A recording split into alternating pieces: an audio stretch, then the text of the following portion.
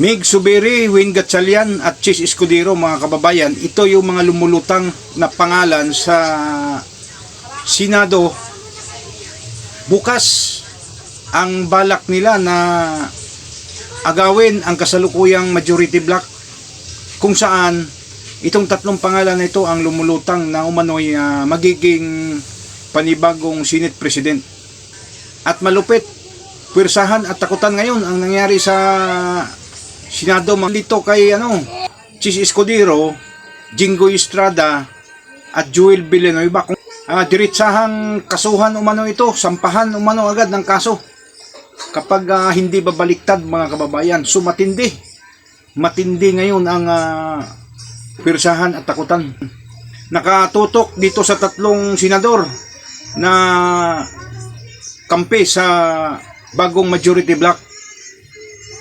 Itong mga senador na ito, mga kababayan, napag-alaman natin na na-implicate ang mga pangalan nito sa flood control anomalies. Ito yung sinasabi ko noon na talagang ito ang target nila. Nangyari na talaga ngayon. So mga kababayan, siyam sila at saka 13 sa kabila. So kailangan nila, mga kababayan, na madadagdagan ng 5. Madadagdagan nila ng 5 ang kanilang bilang para mabawi nila ang kasalukuyang majority block. So siyam sila, mga kababayan, dagdagan ng pagpalagay natin makuha nila si Ejercito 10, Zubiri 11. So kailangan nilang kuhanin nila itong tatlo, mga kababayan. Kasi ang kasalukuyang bilang ay 9-12. Gawa ng si Senator Bato, hindi na hindi na makakabuto yun eh. So kailangan talaga nila na dagdagan yung bilang nila. Ito, mga kababayan, matindi talaga. Alam niyo ba kung ano ang ipinaglalaban talaga nila dito, na maagaw nila ulit ang minoriya, mga kababayan? Dahil dito sa flood control anomalies, flood control scandal, na magkakaroon ng panibagong investigasyon kung saan ang hawak ay ang bagong majority na. Kung magkakaroon na ng komitiba, magkakaroon na ng mga Senate committee leadership, mga kababayan, kung matalakay na nila yan, maka-appoint na sila maka-appoint na yung majority ng mga committee chairmanship, malamang sa malamang, at ako 100% ako na ipapahawakan ulit ni Senator Alan Cayetano kay Senator Marcolita itong Blue Ribbon Committee.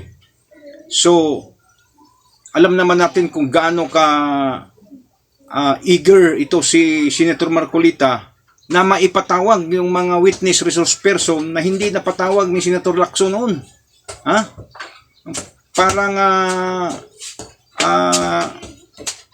winalang bahala niya ang resource person, mga witnesses, na talaga namang magdadala sana, magbibigay sana ng kalinawan nitong kasong ito, mga kababayan. Ito talaga ang motibo nila. Ito talaga yung dinidipinsahan nila na mabuksan ulit itong flood control anomalies. Kasi nga, halatang halata na, hinawakan ni Ping Lacson ito, imbis na dumadapo na sa Malacanang, mga kababayan, ay inilihis niya kung saan-saan na niya pinupuntirya yung investigasyon.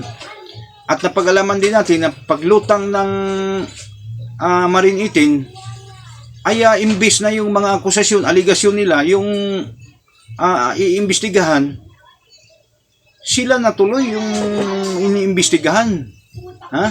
Yung si Orly Gutisa. Talaga namang wala talaga, kaya pilit talaga nilang agawin para mapagtakpan yung taong utak na gusto nilang pagtakpan. Ito ngayon, at subukan nilang agawin ulit ngayong bukas. Bangan natin ito bukas.